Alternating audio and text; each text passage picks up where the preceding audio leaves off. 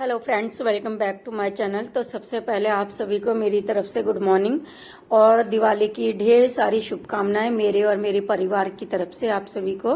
तो बस सुबह का टाइम था तो सुबह उठ चुकी थी मैं। तो उसके बाद सबसे पहले आज अमावस थी, तो अमावस की वजह से मैं बनाने लगी थी खीर। तो खीर मैंने बनाने के लिए रख दी थी।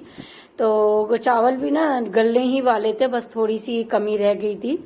तो उसके बाद फिर मैंने डाल दिया था उसमें दूध। तो जो भी जैसे भी खीर बनती है उसी तरह से मैं खीर बना ही रही थी। तो आपको तो मालूम ही है खीर बनाने में थोड़ा सा ना टाइम लग ही जाता है फ्रेंड्स, चाहे कितनी भी जल्दी करें। तो बस खीर भी बिल्कुल बनकर तैयार हो चुकी थी। तो मैंने उसमें थोड़े से बस बादाम ही डाले थे और इलायची तो मैं हमेशा खीर में डालती हूँ। तो खीर बन चुकी थी। तो उसके बाद मम्मी ने पूजा वगैरह भी कर ली थी। तो फिर मैं बनाने लगी थी बाद में सब्जी। तो सब्जी में मैं बनाने लगी थी, आज आलू की सब्जी बनाने लगी थी, तरी वाली आलू की सब्जी। तो फ्रेंड्स ये है कि सुबह खाने वगैरह बनाने का, सब्जी वगैरह का काम खत्म हो जाता है। तो उसके बाद झाड़ू वगैरह लगाने में ना ठीक रहता है। नहीं तो फिर झाड़ू वगैरह लगाने के बाद सब्जी वगैरह बनाते हैं तो कुछ ना कुछ, थोड़ा बहुत कितनी भी कोशिश कर लो, कुछ ना कुछ गिर ही जाता है फर्श वगैरह पे। तो बस मैं सब्जी बना ही रही थी तो हस्बैंड आ गए थे किचन में। तो मेरे से ना कुछ बातें करने पे लग रहे थे। तो बस सब्जी बनाते हुए हम दोनों बात कर रहे थे।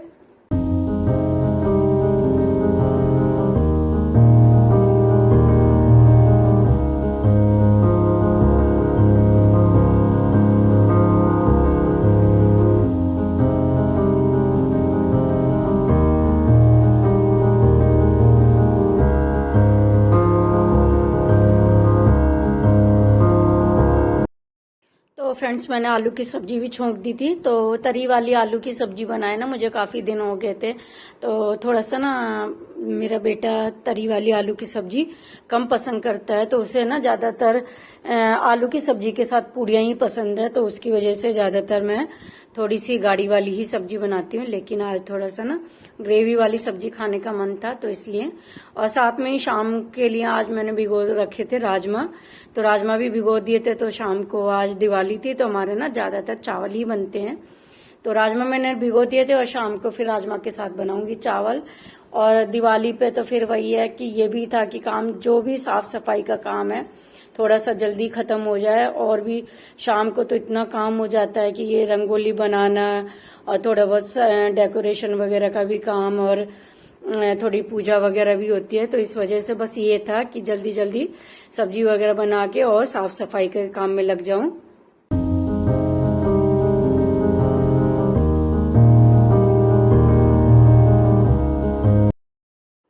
तो फ्रेंड्स ये ना मकेन का एक पैकेट मंगवाया था। तो ये ना मेरे बेटे ने मंगवाया था। तो कहने लगे कि मम्मी आज ना मकेन खाएंगे। तो मैंने कहा ठीक है। तो कहने लगा कि ना पहले हमारे लिए, खाना खाने से पहले हमारे लिए बना देना। तो मैंने कहा ठीक है, क्योंकि फिर बच्चे ना काफी लेट खाना खाते हैं। तो उन्हें खाना खाने के बाद कुछ ऐसा खाने का मन भी नहीं करता है। तो फिर मैंने सोचा क्यों ना फिर जब बच्चे कह रहे तो पहले उनके लिए ये तल दूं। तो ये था मकेन का flavour, potato chilli and garlic वाला फ्लेवर। तो हम सबको यही वाला फ्लेवर ज्यादा अच्छा लगता है। तो फ्रेंड्स बस मैंने ना कुछ मकेन्स बच्चों के लिए तल दिए थे और बाकी के बचे हुए मकेन्स मैंने दोपहर को जब चाय बनाई थी हस्बैंड और मम्मी के लिए तब तले थे। तो फिर बच्चे तो ना ऐसी चीज खाकर खुशी हो जाते हैं, क्योंकि ऐसी चीज ही ज्यादा पसंद करते हैं।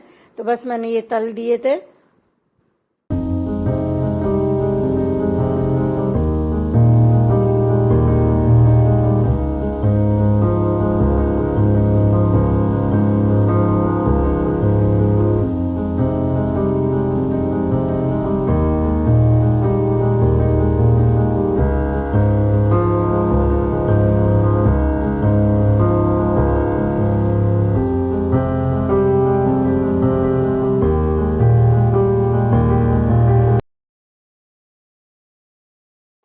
तो फ्रेंड्स सारे मकेन मैंने तल लिए थे। तो उसके बाद फिर जो भी दो तीन बर्तन वगैरह थे चाय वगैरह के तो वो मैंने धो लिए। तो ये ना फूलों की माला लेके आए थे बाहर मेन गेट पे लगाने के लिए। तो इस माला के लिए भी हमें ना बहुत चक्कर लगाने पड़े, क्योंकि हर जगह ना मतलब लोग हर चीज का फायदा उठाते हैं। तो दिवाली का फेस्टिवल था तो जहाँ देखो औने पौने रेट में ये माला बिकने पे लग रही थी। तो फिर ये हम माला लेके आए थे, तो यहाँ पर हमने मेन गेट पे लगाने के लिए मैं जोड़ने लग गई 3 मालाओं को। थोड़ा ना छोटा साइज था, कम से कम 3-3 फुट की मालाएं थी ये, तो इनको जोड़ के फिर लंबी लगानी थी गेट पे। तो बस मैं इन्हीं मालाओं को निकाल के अलग अलग करने लग गई थी। तो इसमें भी है ना हमें काफी टाइम लग गया था। तो बस ये माला वगैरह अब लगा के फिर शाम को खाना बनाने की तैयारी करने लग गई थी।